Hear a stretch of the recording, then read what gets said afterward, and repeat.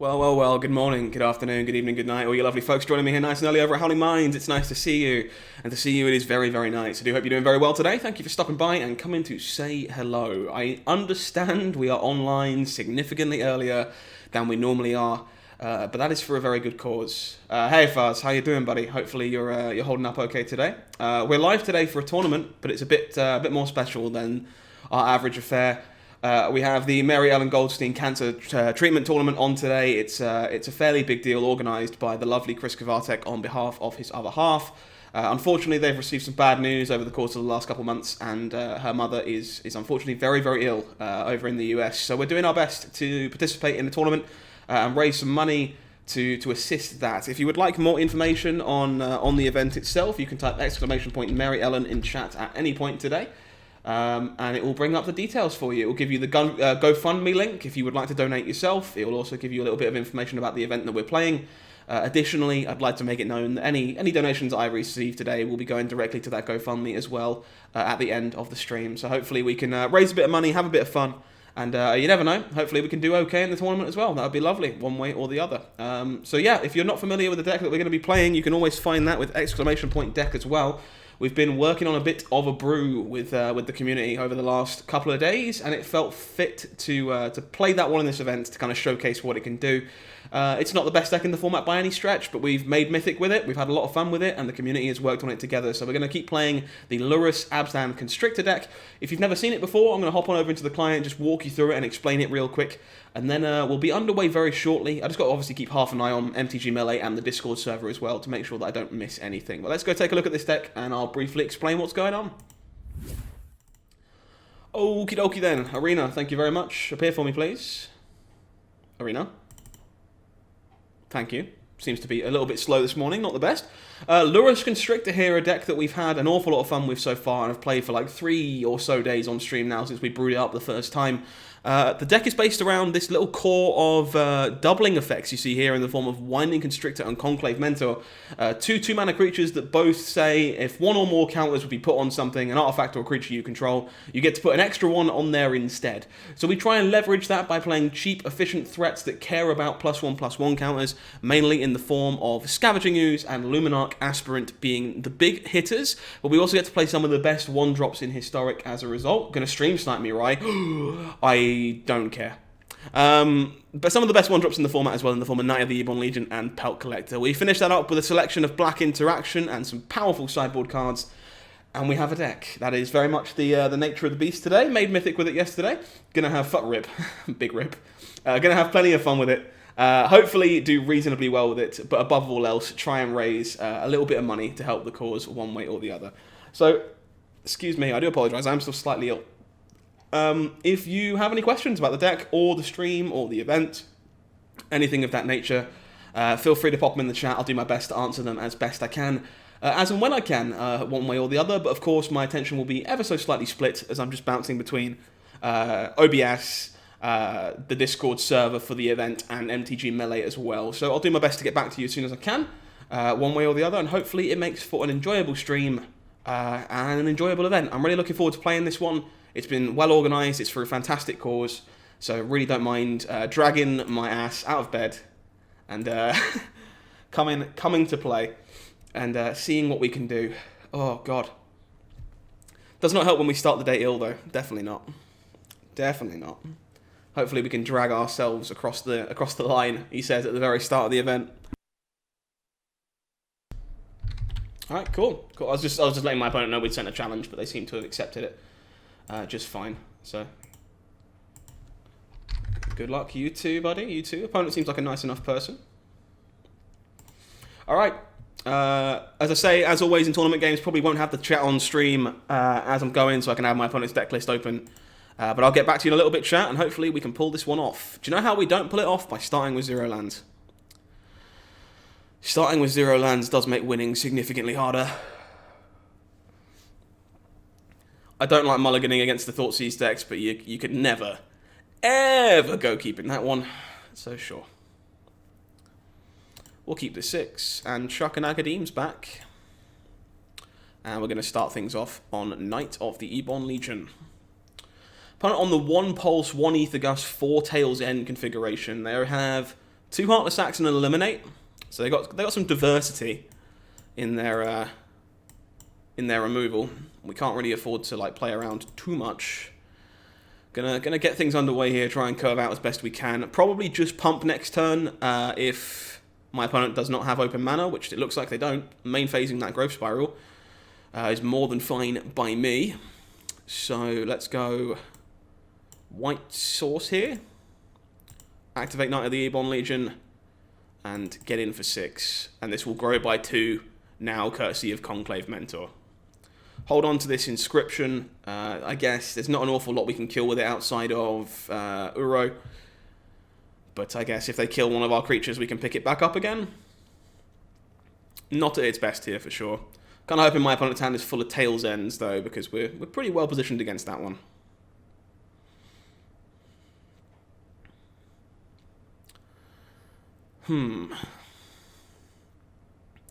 One of the 2 main deck Gnar sets. I don't think I care about this very much, but I do care about what it finds. Yeah, it does find the Nissa. You hate to see that. Okay. Well,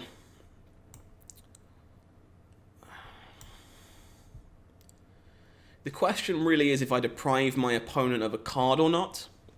Because largely what I can expect in this spot is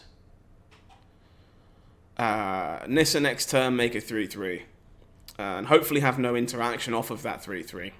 So if I attack for 5 this turn and cast Conclave Mentor, I'm attacking for 7 the turn after, having killed the 3/3. The only real punish for that is if like Narset finds Extinction Event. So I think that's where I am. I think we're playing this tapped, playing a Conclave Mentor.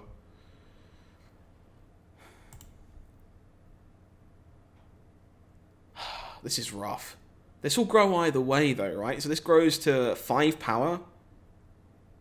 So they go to 10, 3, 5, 6, 7, 8, 9. I don't feel okay leaving loyalty on this. This might be incorrect. I think there's a good chance I'm meant to just hit my opponent's face here. But I feel like this encourages them to play Nissa more than Extinction Event is a bit better against the sweeper.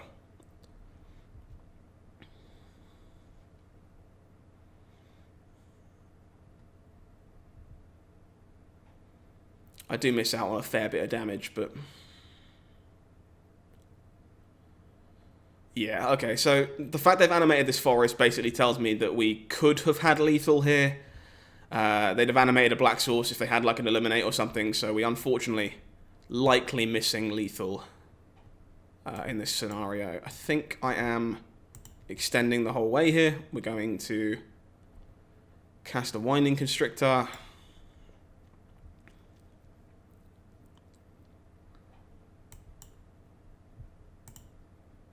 Kill this.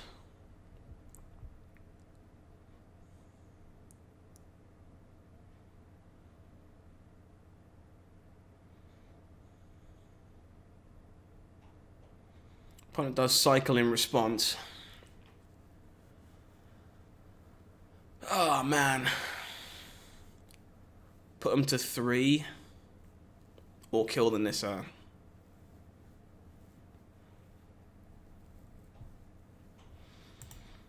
I think I prefer this. I might regret this as well. These are where the tough decisions come in though, folks. I think we just have to threaten lethal.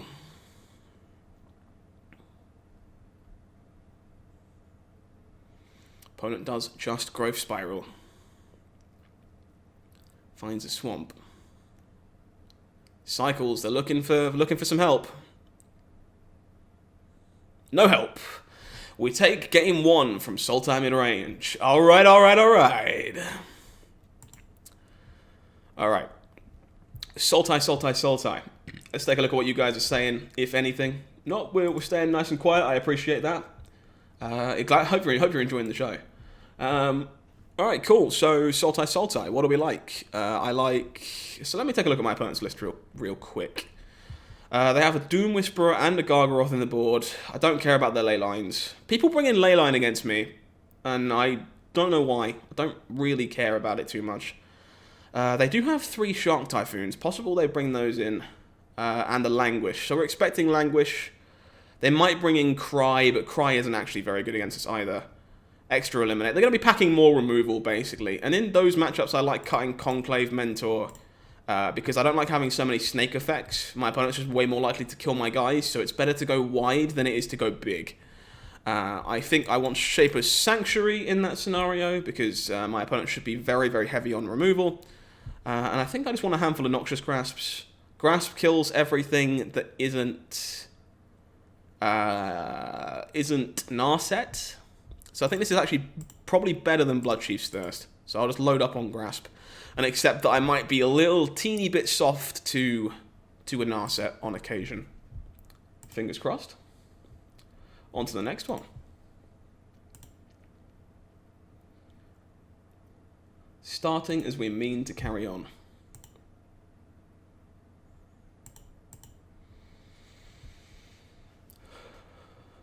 I think my opponent's arena name is actually the set code for Ultimate Masters, which is an interesting conscious decision. I don't hate it. I don't hate it at all. This hand is... yeah, no, I like this. This is good. Yeah, we can keep this. Don't really want to get Thought Seized with a hand like this. It's very easy to pick a hole in what we're doing here, but... we're definitely curving Shaper's Sanctuary into Aspirant into Snake. Alright, so green source, Shapers. Shapers. Opponent reading the card. Always a good sign. Always a good sign. We do get Thought Seized, so they can take their pick of our 2-drops. Which is, again, okay. I don't think we're massively fussed about that. We will need to draw a replacement for whatever gets taken. The Luminarch Aspirant, sure. So I'm going to shock myself here for the Snake. Would love to set up a decent Agadeems if my opponent doesn't have Graveyard Interaction. Just realised I have a unmuted chat on Messenger. So I'm just going to... so opponent misses their land drop. Interesting. So let me mute this conversation real quick just to make sure it's not distracting me in what's going on. Flip on back. So we drew a Constrictor. Pretty sure this turn is fairly easy. We'll play this tapped. Attack for 2, see what my opponent has to say about it. Good chance they have a piece of 2-mana removal. Depends on whether they want to fire it off due to Shaper's Sanctuary. They choose not to. We will cast ourselves another Snake.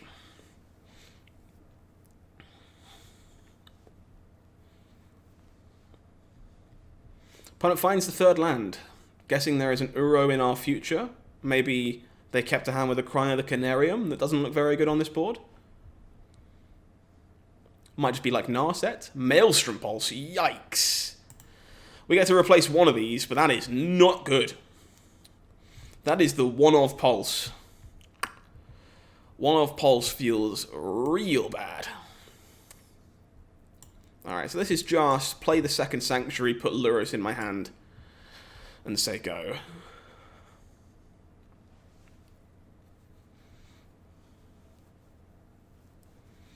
Wow. The one-of Maelstrom Pulse. Ouch. Opponent digging for lands with their Uro. Looks like they found at least one. Finds Fetid Pools. Finds a Swamp as well, so some options for OP. There's no 1-drop in our bin, so I think I'm going to shock myself for this. Cast Lurrus and cast Luminarch Aspirant. And start diversifying on 2 threats. This is better against the Extinction Event as well, which I think is preferable in an ideal world.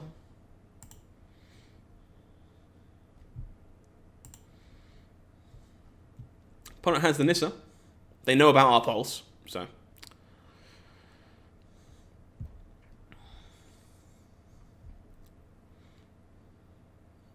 yeah, no blocks from me.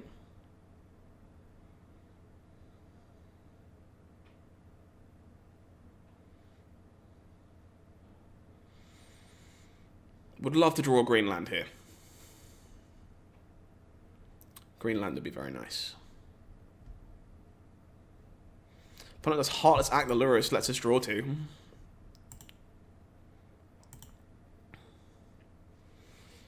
Get the feeling they probably have another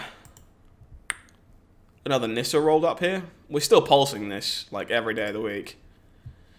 But get the feeling there is another Nissa rolled up on the other side. Let's just cast ourselves a 3/3 Stonecoil Serpent.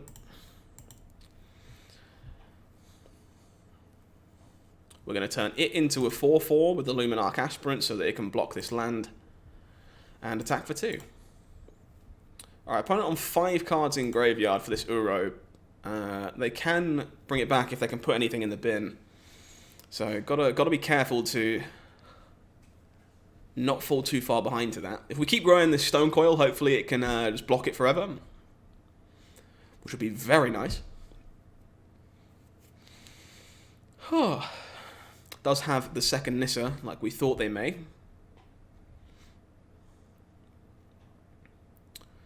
Animates another land.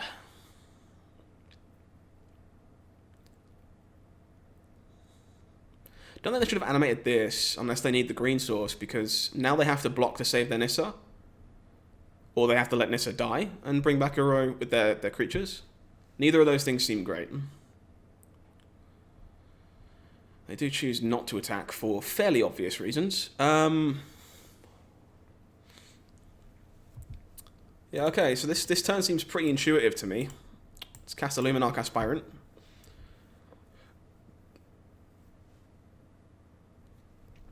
Gonna try and move to combat. Triggers, we're gonna turn this into a 4/4, so that if we send both at Nissa, opponent will lose their land if they want to save it. But I expect they let Nissa die with the intention of bringing back Uro. And then I'm going to try and Scavenging Ooze the Uro after combat. Opponent has the Eliminate. We will draw 2 more cards, courtesy of Shaper's Sanctuary, being an absolute beast of a magic card. Nissa goes to 2. I'll play a Swamp. I'll cast a Scavenging Ooze. And I'll eat your Uro.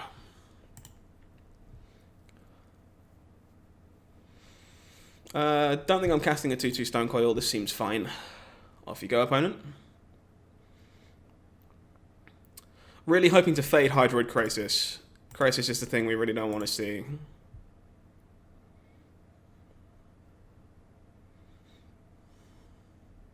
Another Uro.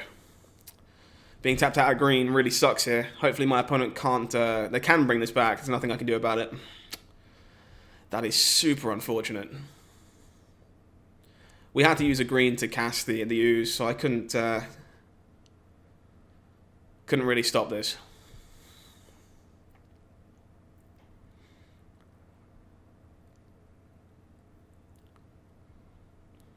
Opponent does attack for 3 with their island. Yeah, pretty sure this is fine. Pretty sure this is actually just perfectly fine. We'll play this, and then I intend to Agadeems for 3. So let's go 1, 2, 3, and then 1, 2, 3.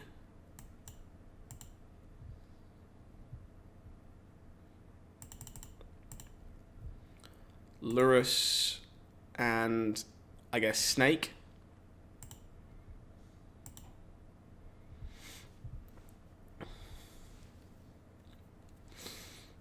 We go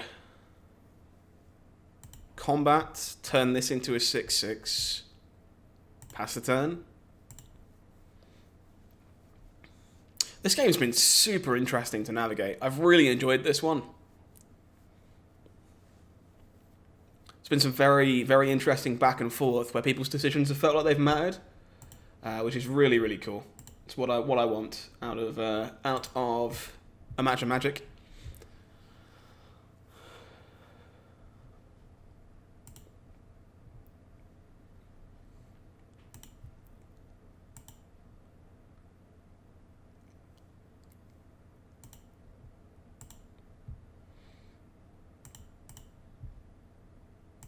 But considering their options does make another guy into, well, another land into a guy. into a thing. Okay, don't really want to eat with this ooze retroactively, so just gonna untap, go another snake, aspirant, and just start loading up on people, on creatures and things. Triggers, we're gonna make some big people. What do we want to chunk up? I think we just start chunking the snakes.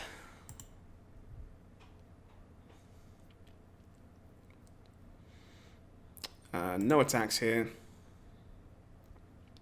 Could cast another 6/6 stone coil.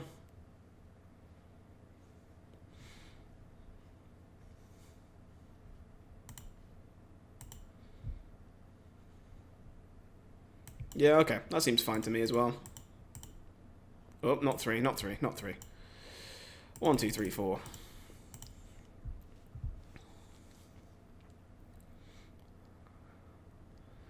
Let's make another big boy.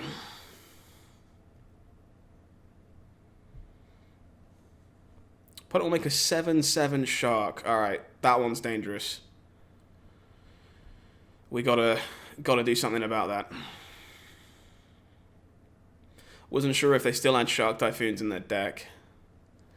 Might be worth knowing. Now that we know that, it might be worth picking a Bloodchief's Thirst or two back up.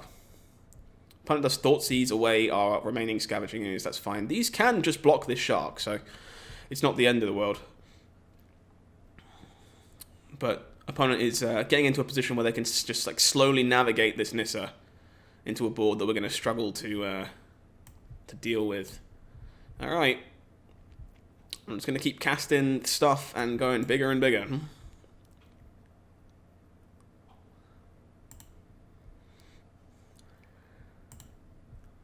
Snake. Snake. Lurus. These are now 9/10s.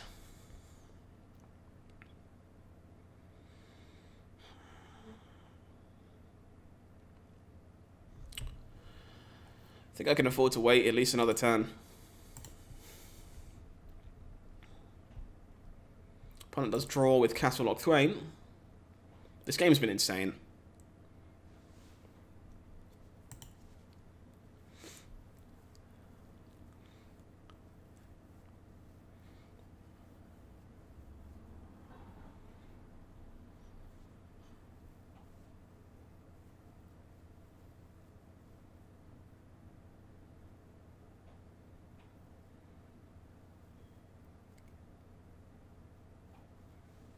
Opponent draws again. Okay.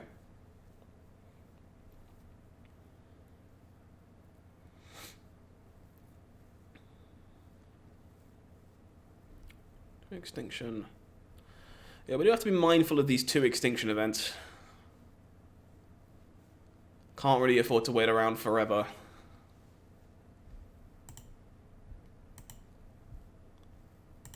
Nissa ticks up. Doesn't animate anything.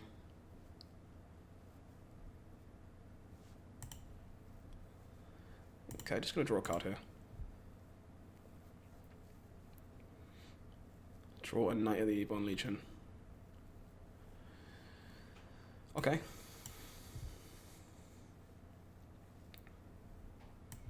That is something that's going to stick around. Opposite extinction event, at least, I guess.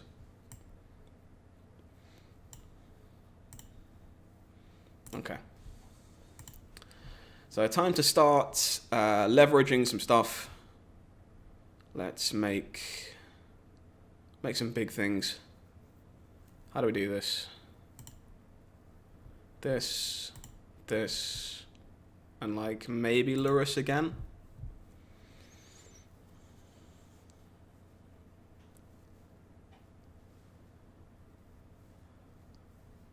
And then like the attacks that seem fine are like this one, these, and like this maybe. There's nothing for me to eat with the ooze currently. So it is just a 7/7. Opponent goes... So attacking with Lurrus might just be poor. Sure, I think this is fine.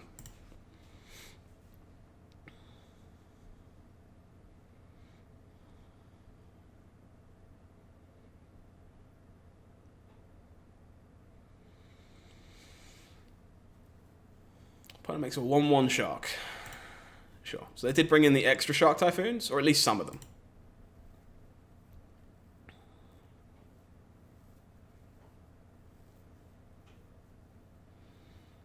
Opponent wants to trade with the bigger ooze.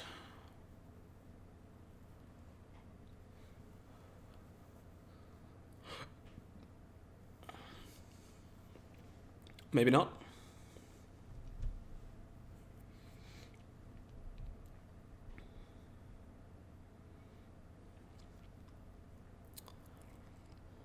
Just chump blocking twice and taking 7? Okay, sure.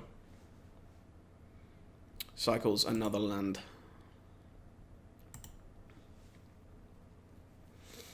Opponent goes to 9. Yeah, pretty happy just to pass a turn here. Knight will get very large as well. Courtesy of all these snakes. Opponent makes another 1/1 shark. They are desperate. They are looking very, very desperate.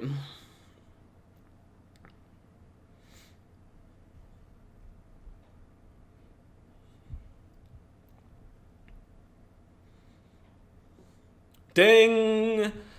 Fries are done.